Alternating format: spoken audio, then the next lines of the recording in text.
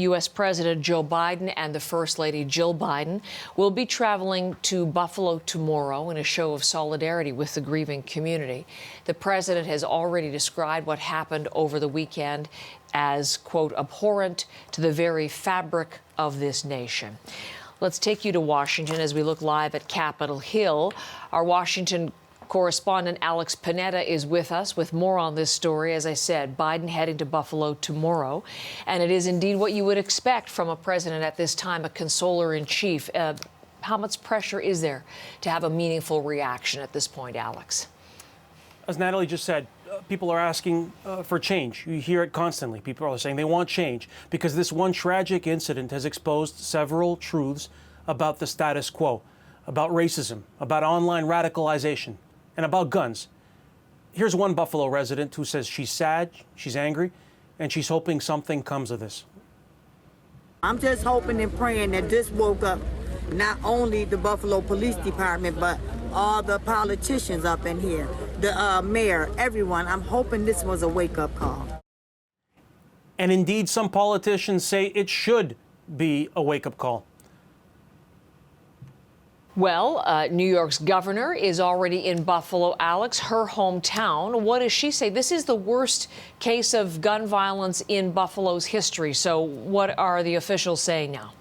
Well, Kathy Hochul is saying just look at what the suspect allegedly wrote. In a statement, it basically admits this is terrorism. It says this was inspired by white supremacy. And it says the killer was radicalized in online chat groups. So the governor's calling for new regulations on hate speech. And she's calling for gun reform. She says the shooter bought an AR-15 semi-automatic rifle, which is legal in New York State. But it was modified with a high-capacity magazine, which is not legal in that state. But it's so hard to stop because these magazines are legal elsewhere. So the governor of New York is saying, we need a national solution on guns. Let's listen to the clip. We have some of the toughest laws in America on the books here, but the guns are coming in from other states, or the enhanced magazine, which is exactly what happened here, the high-capacity magazine that led to the slaughter of people in my hometown. Calls for change, and expect to hear more when the president visits Buffalo. Calls for change. I mean, it's hard to imagine, Alex, but it's been a decade now since Sandy Hook, and 20 children were killed and 6 other adults, educators at that time. It was a seminal moment in the United States in terms of calls for gun reform and changes to the gun laws. If anything was to change things, the expectation, Barack Obama hoped that would be it. And here we are still reporting on these tragedies. So what is the prospect of any real reform now? Very little. You are absolutely correct to express skepticism. It's a cliche at this point to call this country divided. But it's true. American conversations right now are happening in separate bubbles. Like, just take this morning as an example. One news channel here began its show with a heartfelt condemnation of the racist conspiracy theory that inspired the shooter. Remember, the FBI now says that white supremacy is now its biggest domestic terrorist threat, or biggest concern. But over on another channel, on Fox News, the most popular primetime host, Tucker Carlson, has shared that so-called white replacement theory on the airwaves.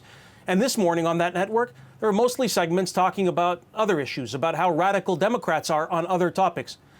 So that's a microcosm of what's happening in Congress. It's parallel conversations. And Congress shows no sign of passing laws. Like, take regulating social media, for example. Everyone says they want a law on social media. The parties just disagree fundamentally on how you regulate social media. And on gun control, it's total paralysis. In fact, this country could soon have weaker gun laws because of a case at the U.S. Supreme Court. The courts agreed to hear a case challenging New York's restrictions on carrying a handgun, and will announce its decision soon. Alex, thank you so much. Looking forward to your writing on this. Alex Panetta is in Washington for us today.